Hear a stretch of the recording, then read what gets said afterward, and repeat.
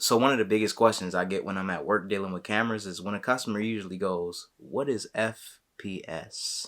And then I go, "That's frames per second." And then after that, they usually go, "What?"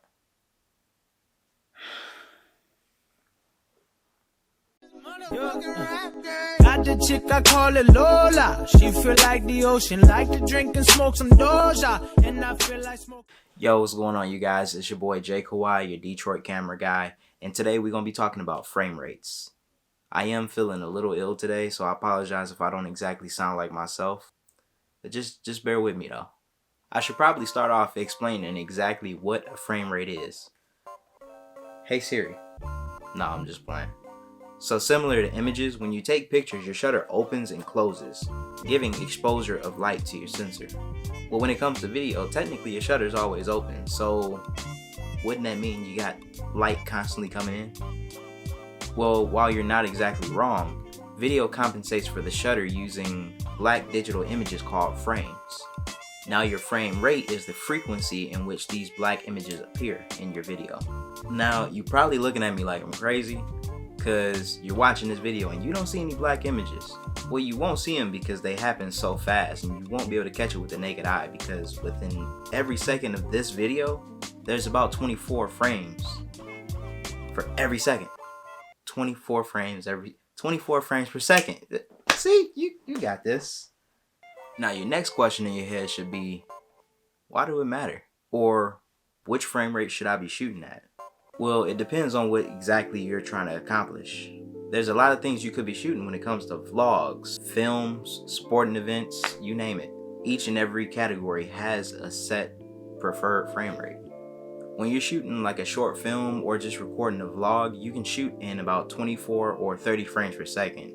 I usually shoot in 24 frames per second, but it's really what you're most comfortable with.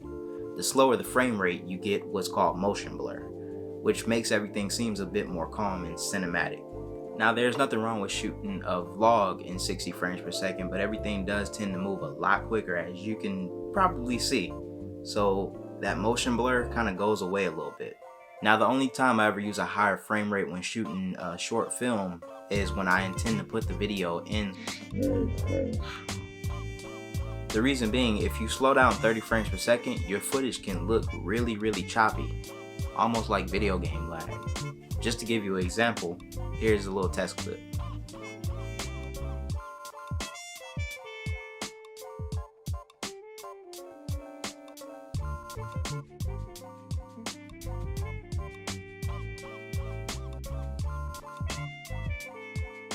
Needless to say, if you shot an action scene in 30 frames per second and you intended on slowing it down, I mean, you might as well just kind of... Whoa, wait. Why are you deleting perfectly good footage? But it's in 30 frames per second. Jesus Christ. Put it in Premiere Pro. Put it on your timeline. Right-click the footage.